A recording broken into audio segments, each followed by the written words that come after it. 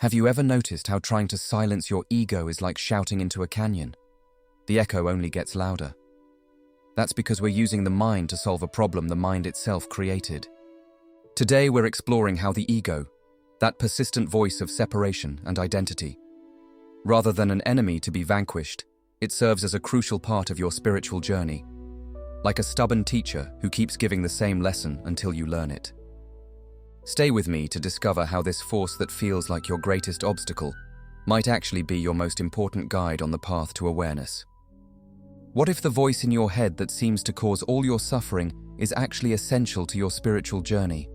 That inner critic, that constant commentator telling you you're not enough. What if it's not the enemy but actually the doorway to something greater? We all live in what Joseph Campbell might call the ordinary world, that place where our thoughts, emotions, and personal narratives define our experience. It's the water we swim in. Most of us move through life completely identified with the mental chatter, the emotional reactions, and the stories we construct about our identity. These internal narratives, like when I once convinced myself I couldn't speak up in meetings because I'm not articulate enough, create boundaries around what we believe is possible for ourselves. This identification with our thoughts creates what spiritual teachers call the separate self, the fundamental sense of isolation from everything else in existence. Our everyday mental chatter reinforces this feeling of being trapped behind our eyes, looking out at a world that's somehow other. And that separation feels completely real, doesn't it? When we first encounter spiritual teachings, there's often a temptation to wage war on this ego structure. We hear that the ego is the problem, so naturally, we try to silence it, suppress it, or even destroy it altogether. I need to quiet my mind. I shouldn't have these thoughts.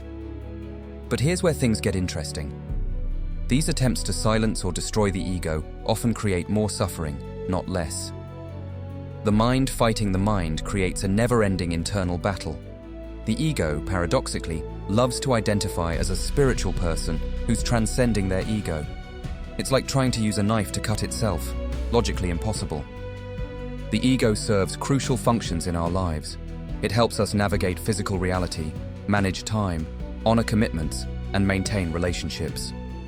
Without some form of ego structure, we couldn't drive cars, keep appointments, or remember our children's birthdays.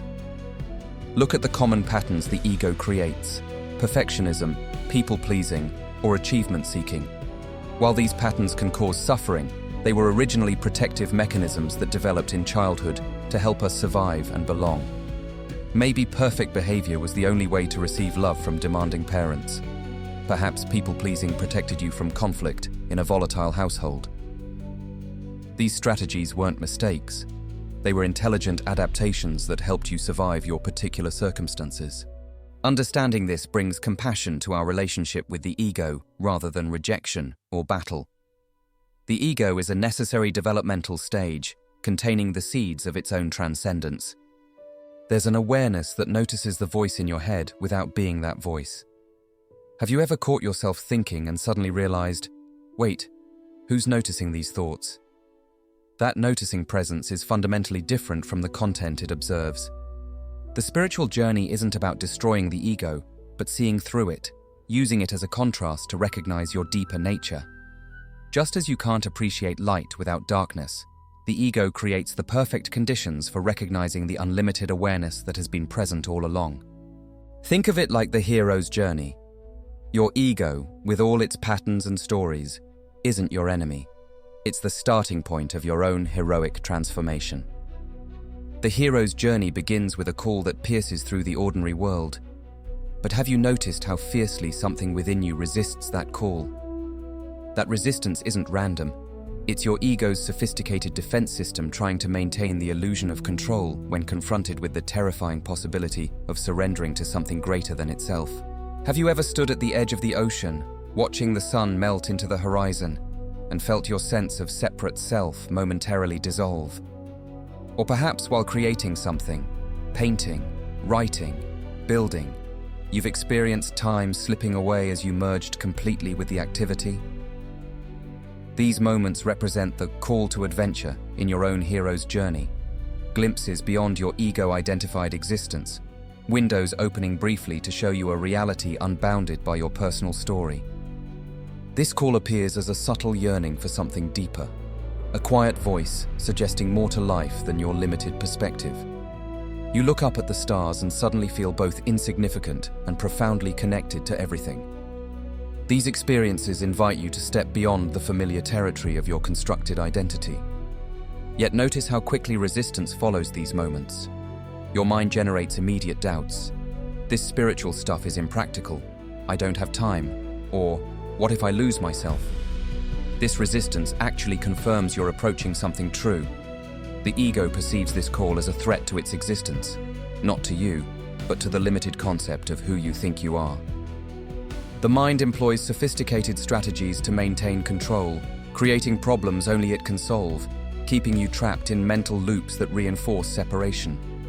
Even spiritual practices become achievements to accomplish or ideas to defend, the ego co-opting tools designed to transcend it. Our attempts to control outcomes reveal the nature of fear. When we meticulously plan every detail of our future, or constantly worry about what might happen, we're expressing fear of uncertainty. The need for certainty is the ego's attempt to create security in a fundamentally fluid reality. This brings us to surrender, not passive resignation, but active recognition that controlling everything is impossible. Like the hiker who abandons a rigid itinerary when discovering an unexpected waterfall, surrender means participating fully in life without orchestrating every outcome.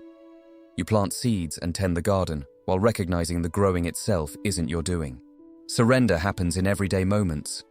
Can you wash dishes without mental commentary about how you shouldn't have to do them? Can you respond to emails without anxiety about others' perceptions? When unexpected rain cancels your outdoor plans, can you embrace the change rather than resisting it? As you release control in these daily situations, your relationship with the ego transforms. Rather than an enemy to conquer, it becomes simply one aspect of your experience, a useful tool when needed, not your entire identity. The ego becomes a character in your story rather than its author. This is the hero facing their greatest fear, loss of control, and discovering freedom waiting on the other side. True surrender reveals that peace, security, and fulfillment were available all along in the space that opens when you stop struggling against what is. The journey we've explored isn't about eliminating the ego, but understanding its profound purpose as a vessel. Like a boat that carries you across waters, your ego transports you through life's experiences toward recognition of what's always been there. You are not the story, you are the silence reading it. This journey reveals what exists beneath the narrative, the awareness always present. When did you last glimpse yourself behind the ego's veil? Even in moments of turmoil, you're being invited home to that awareness. Take a moment now to breathe into this truth. You are not the fear. You are the space in which fear is allowed to tremble. You breathe. The world breathes you. Please remember to like and subscribe, and join us next time on our journey